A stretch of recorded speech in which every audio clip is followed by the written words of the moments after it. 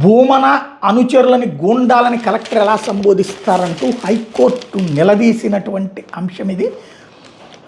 తిరుపతి మాజీ ఎమ్మెల్యే వైఎస్ఆర్సీపీ నేత భూమన కరుణాకర్ రెడ్డి ఆయన కుటుంబ సభ్యుల మీద చంద్రబాబు ప్రభుత్వ కక్ష సాధింపు చర్యని హైకోర్టు గురువారం తీవ్రంగా ఆక్షేపించింది. తిరుపతి రూరల్ మండలం తనవల్లి పరిధిలోని సర్వే నెంబర్ 478లోని అప్రూవ్డ్ ప్రైవేట్ లేఅవుట్లోని భూమన కరుణాకర్ రెడ్డి ఆయన అనుచరులు అక్రమంగా ప్రవేశించారని ఆరోపిస్తూ కలెక్టర్ ఫిర్యాదు మేరకు నమోదు చేసిన కేసులో భూమన ఆయన కుటుంబ సభ్యుల మీద ఎలాంటి కఠిన చర్యలు తీసుకోవద్దని పోలీసులను ఆదేశించింది. ప్రైవేట్ లేఅవుట్లోకి అక్రమంగా చొరబడి ఉంటే దాని యజమాని కింది కోర్టులో సూట్ దాఖలు చేసుకునే వారిని వాళ్ళని పేర్కొంటూ దీంట్లో కలెక్టర్ జోక్యం చేసుకోవాల్సిన అవసరం ఏమైందని ప్రశ్నించింది. ఈ వ్యవహారంలో దర్యాప్తు కొనసాగించుకోవచ్చని పోలీసులకు సూచించిన హైకోర్టు దర్యాప్తుకు సహకరించాలని భూమన ఆయన కుటుంబ సభ్యులను ఆదేశించింది. ఈ మేరకు న్యాయమూర్తి డాక్టర్ జస్టిస్ ఎడవల్లి లక్ష్మణరావు గురువారం ఉత్తర్వులు జారీ చేశారు.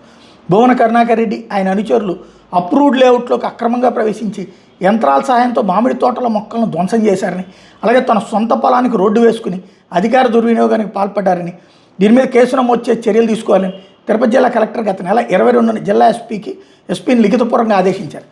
ఈ ప్రొసీడింగ్స్ను సవాల్ చేస్తూ భూమన కరుణాకర్ రెడ్డి ఆయన సతీమణి రేవతి, కుమారుడు అభినయ్ రెడ్డి హైకోర్టులో పిటిషన్ దాఖలు చేశారు. వ్యాజ్యం మీద గురువారం జస్టిస్ లక్ష్మణరావు విచారణ జరిపారు. భూమన తరపు సీనియర్ న్యాయవాది చిత్తరు నాగేశ్వరరావు, న్యాయవాది యుగంధర్ రెడ్డి వాదనలు వినిపిస్తూ రాజకీయ కక్ష సాధింపుల్లో భాగంగా భూమన ఆయన కుటుంబ సభ్యుల మీద ప్రభుత్వం విషం చిమ్ముతోందన్నారు. ఓ ప్రైవేట్ అప్రూవ్డ్ లేఅవుట్ వివాదంలో కలెక్టర్కి ఏం సంబంధం ఉంది? ప్రైవేట్ భూ వివాదంలో జోక్యం చేసుకునే అధికార పరిధి కలెక్టర్కి ఎక్కడ ఉంది? భూమన కరుణాకర్ రెడ్డి ఆయన అనుచరుల్ని గూండాలని కలెక్టర్ తన ప్రొసీడింగ్స్లో పేర్కొనడం తీవ్ర అభ్యంతరకరం. ఏ ఆధారంతో కలెక్టర్ వాళ్ళని గూండాలను సంబోధిస్తారు? కలెక్టర్ చాలా దారుణమైన భాష ఉపయోగించారు. ప్రైవేట్ అప్రూవ్డ్ లేఅవుట్ యజమాని ఫిర్యాదు చేయనప్పుడు ఆ వ్యవహారంలో కలెక్టర్ ఎలా జోక్యం చేసుకుంటారు అని తిరుపతి జిల్లా కలెక్టర్ను ఉద్దేశించి హైకోర్టు ఘాటుగా వ్యాఖ్యానించింది. ఫిర్యాదుదారుగా కలెక్టర్ని పేర్కొనడం మీద కూడా విస్మయం వ్యక్తం చేసింది.